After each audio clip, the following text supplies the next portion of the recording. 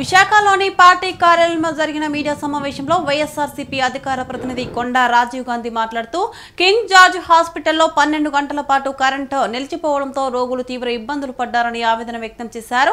పేదల ఆరోగ్యం అంటే చంద్రబాబుకు లెక్కలేదా అని ప్రశ్నించారు. వీధి లైటు వెలగకపోయినా తనకు తెలుస్తుందన్న చంద్రబాబుకు కేజీహెచ్లో కరెంటు లేకపోయిన విషయం ఎందుకు తెలియలేదని ప్రశ్నించారు. నిన్న సుమారు మధ్యాహ్నం 12 గంటల నుండి రాత్రి 12 గంటల వరకు కూడా ఆ హాస్పిటల్లో కరెంటు లేక, విద్యుత్ సరఫరా అవ్వక, ఆక్సిజన్ అందక ఆ హాస్పిటల్లో ఉన్నటువంటి రోగుల తాలూకా బంధువులు, అటెండర్స్ వీళ్ళందరూ కూడా సుమారు 12 గంటల పాటు ప్రత్యక్ష నరకాన్ని చూశారు.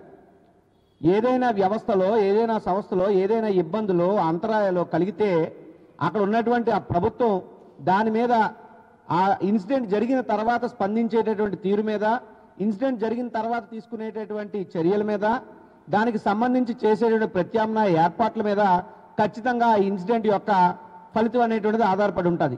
అయితే ఈ రాష్ట్ర ముఖ్యమంత్రిగా ఉన్నటువంటి చంద్రబాబు నాయుడు గారు పేరు గొప్ప ఊరు దెబ్బ పాలన చేస్తున్నటువంటి ఆయన, ఈ రాష్ట్రంలో నాకు లైట్ కూడా ఎక్కడైనా వెలగకపోతే నాకు తెలిసిపోతుంది అని చెప్పుకునే ముఖ్యమంత్రి గారు మరి నిన్న కేజీహెచ్లో సుమారు 12 గంటల పాటు విద్యుత్ సరఫరా అంతరాయం కలిగితే మీ టెక్నాలజీ ఎక్కడికి పోయింది, మీ టెక్నాలజీని ఏ కాకులు ఎత్తుకెళ్ళాయి?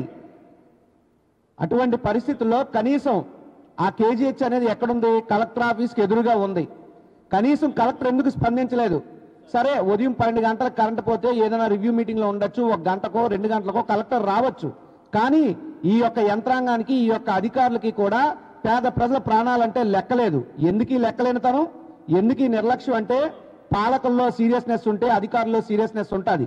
పాలకులు సీరియస్నెస్ లేదు కాబట్టి ఇప్పుడున్నటువంటి కూటమి ప్రభుత్వ పెద్దలకి పేద ప్రజల ప్రాణాలన్నా, ఆరోగ్యం అన్నా లెక్క లేదు కాబట్టి, పేద ప్రజల మీద చులకన భావంతో వాళ్ళు ఉన్నారు కాబట్టి